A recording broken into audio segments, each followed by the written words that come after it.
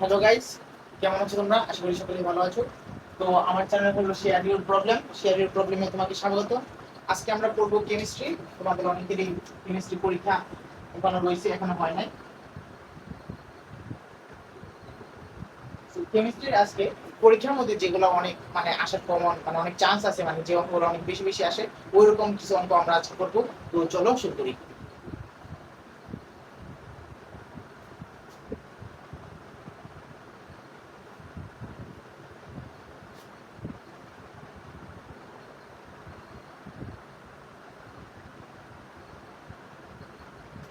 So, আমরা শুরু থেকে শুরু করবো। প্রথমে আমরা যেটা করবো সেটা হলো কৌণিক ভরবেগ। এই অঙ্কটা প্রতিবারই আসে, আর তোমার পরীক্ষাতে আসার চান্স 100 থেকে প্রায় 90% আছে। তো চলো আমরা প্রথমে শুরু করি। এটা 3 নম্বরে আসে। তো তোমাকে এই কৌণিক ভরবেগের প্রথমে তো কৌণিক ভরবেগের সূত্রটা দেখাই দিই।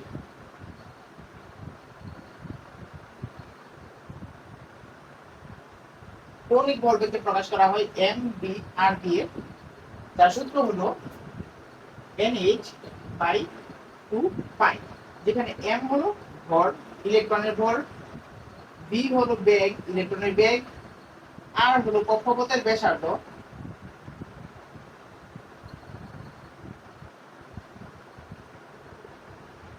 আর হলো কক্ষপথের ব্যাসার্ধ।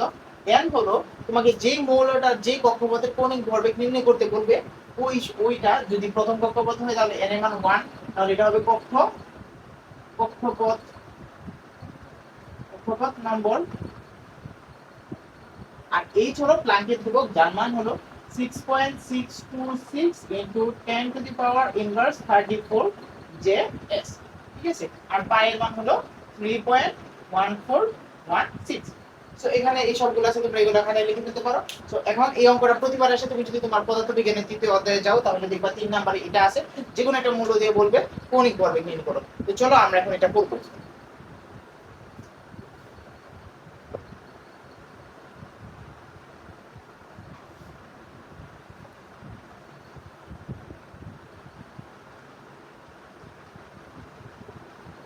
আমরা এখন যেটা করব সেটা হলো দিনাজপুর বোর্ড 2024-এর একটা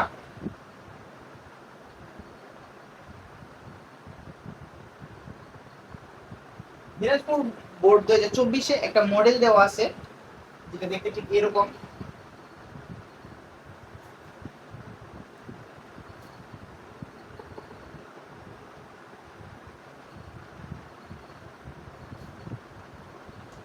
ওকে, সো এখানে 3 নাম্বার প্রশ্নটা হলো বি মৌলের, এটা হলো বি বি মৌল দেওয়া আর কি। তো এর সর্বশেষ কক্ষপথের ইলেকট্রনের কৌণিক ভরবেগ নির্ণয় করো। তো চলো আমরা এখন এটা নির্ণয় করি। আমাদের এখানে শুধু কক্ষপথ নাম্বার হলেই চলবে, বাকি আর কিছু লাগবে না। তো কৌণিক ভরবেগের সূত্র হলো mvr = nh/2 পাই। ঠিক আছে? সেখানে সবগুলো মান আমার কাছে আছে। হিসাব মান তোমার মুখস্থ রাখতে হবে। কৌণিক ভরবেগ মানে mvr এর মান আমি নির্ণয় করব। তো n এর মান হলো, দেখো সর্বশেষ কক্ষপথ তৃতীয় কক্ষপথ, n এর মান 2, এটার মান 6.626 10 to the power inverse 34 by 2 কিন্তু পাই এর মান 3.1416।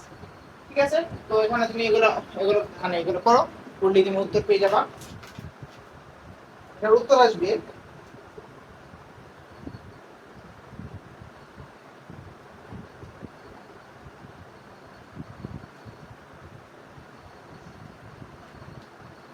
তো এটার উত্তর আসতেছে 2.1091।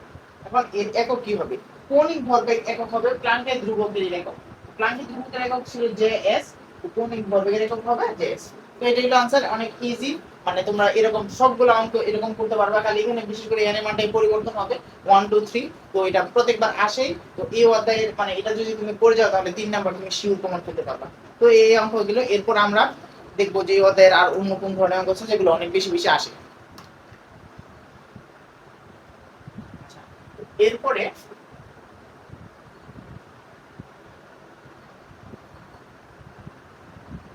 এই অধ্যায়ের আরেকটা অঙ্ক আছে, ওইটা সৃজনশীলের 4 নম্বরে আসে। ওই অঙ্ক না, কিন্তু এটা একটা শিওর যে এটা আসবে।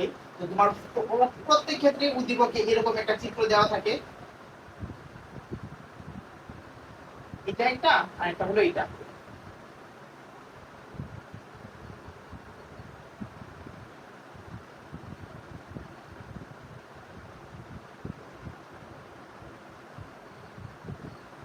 দেখো এটা হলো এ চিত্র আর এটা হলো বি চিত্র। তোমার এখানে প্রশ্ন থাকবে যে উদ্দীপক এই দুইটার চিত্রের মধ্যে কোনটা বেশি উন্নত। এই প্রশ্নটা গাইডে প্রচুর পরিমাণ আছে, সব জায়গায় থাকে। তো এখান থেকে এটা হলো রাদারফোর্ড পরমাণু মডেল আর এটা হলো বোর পরমাণু মডেল। এখন এগুলো দুইটার মধ্যে কোনটা উন্নত যদি এই প্রশ্নটা তোমার আসে তাহলে উত্তর হবে বি মডেল। রাদারফোর্ড পরমাণু মডেল হয়েছে 1911 সালে আর বোর পরমাণু মডেল হয়েছে 1913 সালে। তো এই দুইটার মধ্যে উন্নত কেন তুমি এখানে পার্থক্য দিয়ে আসবে। কি পার্থক্য? যে দেখো এটার মধ্যে কক্ষপথের ব্যাসার্ধ সম্পর্কে কোনো ধারণা দেওয়া হয় নাই, বাট এখানে কক্ষপথের ব্যাসার্ধ সম্পর্কে বিভিন্ন ধারণা দেওয়া হয়েছে। এটার মধ্যে ইলেকট্রনের আকার আকৃতি বা ইলেকট্রন এক কক্ষপথে কিভাবে থাকবে এইসব সম্পর্কে কিছু বলা হয় নাই, বাট রাদারফোর্ড বোর পরমাণু মডেলে এইসব কিছু বলা আছে যে ইলেকট্রন কিভাবে থাকবে, তারপরে ইলেকট্রন এক শক্তি স্তর থেকে অন্য শক্তি স্তর কিভাবে যেতে পারবে। আচ্ছা, তারপরে মানে রাদারফোর্ড পরমাণু মডেলের মধ্যে তোমার ইলেকট্রনের কৌণিক ভরবেগ সম্পর্কে কোনো ধারণা দেওয়া হয় না। আচ্ছা, প্রথমে যদি প্রথম পার্থক্যটা হলো কক্ষপথের কক্ষপথের ধারণা ধারণা নেই, কিন্তু বি মৌলে মানে বোর পরমাণুতে আছে। 2 নাম্বার কি? ইলেকট্রনের ঘোরাঘুরি।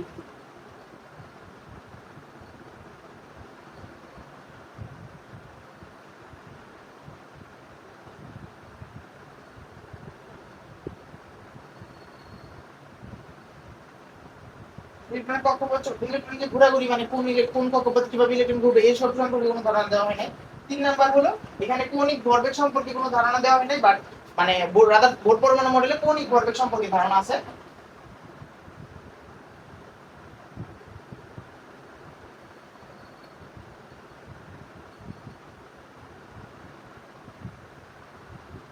তারপরে 4 নাম্বার তুমি দিতে পারো এখানে আসলে এই মানে শক্তি নির্গত হওয়া শোষণ হওয়া এইসব সম্পর্কে কোনো ধারণা দেওয়া হয় নাই।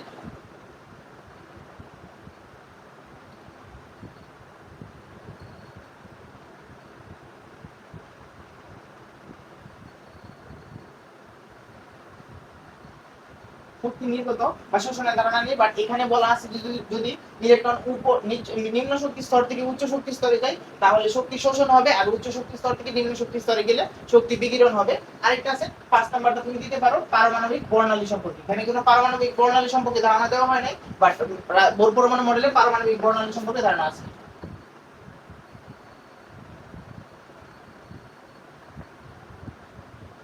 তো তুমি এটা দিলে তুমি এখানে পুরো একটা আনসার ফুল সৃজনশীল আনসার করতে পারবা।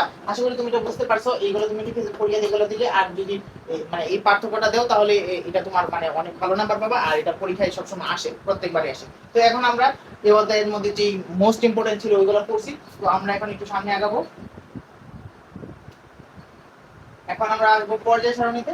তো পর্যায় সারণীতে বেশ কিছু ইম্পর্টেন্ট প্রশ্ন আছে, কিন্তু তার মধ্যে একটা বিশেষ বিশেষ প্রশ্ন হলো মানে পর্যায় সারণীতে বিভিন্ন মৌলের অবস্থান নির্ণয় করা। তো আমরা এখন এটা শিখবো। বিভিন্ন মৌলের অবস্থান নির্ণয় করার জন্য 3টা নিয়ম আছে।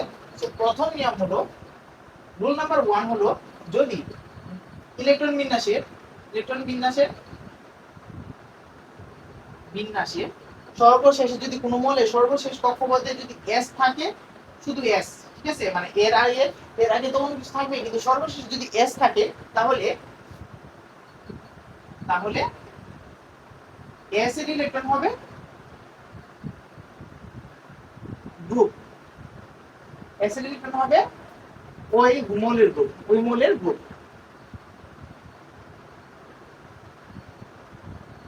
যেমন যদি আমরা एग्जांपल দেখি, তুমি যদি হাইড্রোজেনের কথা চিন্তা করো, হাইড্রোজেন 1s1, তো যেহেতু এখানে শুধু s আছে তার মানে হাইড্রোজেনের গ্রুপ হবে 1। আবার তুমি যদি সোডিয়ামের কথা চিন্তা করো, দেখো সোডিয়াম 11। আচ্ছা না, আমরা ম্যাগনেসিয়ামের কথা একটু চিন্তা করে দেখি। ম্যাগনেসিয়াম 12, তো 1s2 2s2 2p6 3s2। সর্বশেষে যদি এই যে দেখো এখানে s আছে, s এর ইলেকট্রন সংখ্যা 2টা, তার মানে এর গ্রুপ হবে 2। এটা হলো রুল নাম্বার 1। এবার যদি আমরা নিয়ম 2 দেখি, সর্বশেষে নিয়ম 2 অনুসারে সর্বশেষে p থাকবে এবং তার পূর্বে s থাকবে। যদি সর্বশেষে ইলেকট্রন বিন্যাসের সর্বশেষে তুমি পি পাও এবং তার পূর্বে যদি তুমি এস পাও, তখন তুমি গ্রুপ নির্ণয় করতে হলে তোমার কি করতে হবে, পি এর মোট ইলেকট্রন সংখ্যা প্লাস এস এর মোট ইলেকট্রন সংখ্যা যোগ 10 করতে হবে, তাহলে তুমি গ্রুপ সংখ্যা পাবে।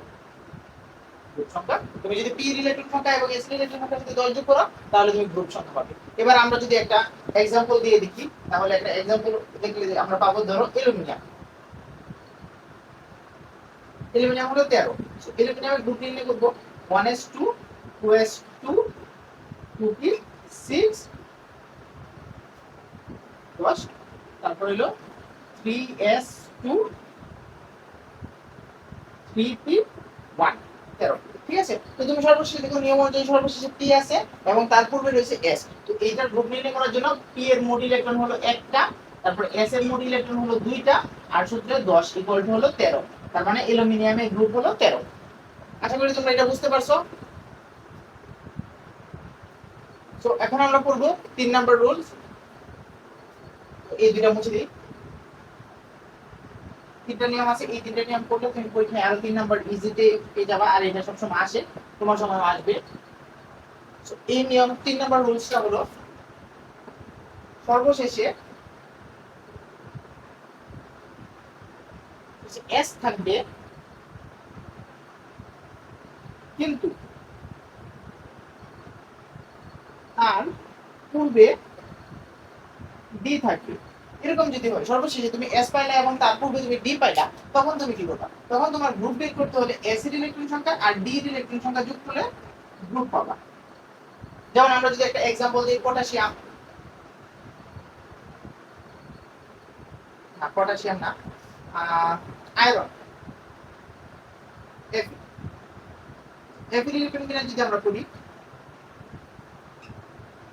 1s2 2s2 2p6 3s2 3p6 3d 4s2 3p6। এখানে দেখো সর্বশেষে আছে s এবং তার পূর্বে রয়েছে d। তো আমরা সূত্র অনুযায়ী সর্বশেষে s থাকলে s এর ইলেকট্রন সংখ্যা যোগ d এর ইলেকট্রন সংখ্যা ইকুয়াল টু 8 আছে, তার মানে আয়রনের গ্রুপ হলো 8। আশা করি তোমরা বুঝতে পারছো। তো এটা হলো আমাদের 3 নাম্বার নিয়ম। তো আমরা এখন গাইডের দিকে একটা প্র্যাকটিস করব। তো এখন আমরা একটা প্র্যাকটিস করব। আমরা যেটা করব সেটা হলো বরিশাল বোর্ড 2025। বরিশাল বোর্ড 2025 এ দুটো চারটা মৌল দেওয়া এখান থেকে বলছে। একটা মৌল হলো x যার পারমাণবিক সংখ্যা 11, আর একটা মৌল হলো z যার পারমাণবিক সংখ্যা 35।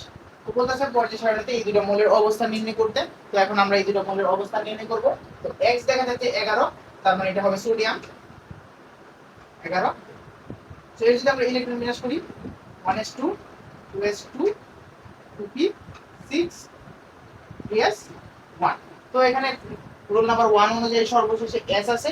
তো যদি সর্বশেষে s থাকে তাহলে এর ইলেকট্রন হবে, মানে গ্রুপ হবে 1। তো এর গ্রুপ হলো 1। এখন আমরা পর্যায় নির্ণয়টা শিখি। সো পর্যায় যদি নির্ণয় করতে চাই, পর্যায় নির্ণয়ের কোনো মানে এটা অনেক ইজি। পর্যায় নির্ণয়ের সূত্রটা হবে, যদি সর্বশেষ কক্ষপথে বড় মানে n এর মান যত আছে মানে কক্ষপথ নম্বর, এখানে সোডিয়ামের কক্ষপথ নম্বর হলো 3, তাহলে এর পর্যায় হবে 3। আশা করি এটা বুঝতে পারছো। তো এখন আমরা আবার দেখবো 35 নাম্বার। সো তোমরা তো জানোই যে পর্যায় সারণী মানে পর্যায় সারণী পড়তে ভালোভাবে পারতে হলে তোমাদের মৌলগুলোর পারমাণবিক সংখ্যা মনে রাখতে হবে যে কোন মৌলটার পারমাণবিক সংখ্যা কত। তো এখানে তোমরা যেহেতু এটা 35 আসছে, এমনিতে এসসি লেভেলে 30টার মধ্যে মুখস্থ করতে হয়, বাট কিছু কিছু অনেক সময় ব্যতিক্রম চলে আসে। তো এখানে দেখো এখানে 35 নাম্বার মৌল আছে, আমাদের 35 নাম্বার মৌল হলো ব্রোমিন। সো আমরা এখন ব্রোমিনের গ্রুপ পর্যায় নির্ণয় করব।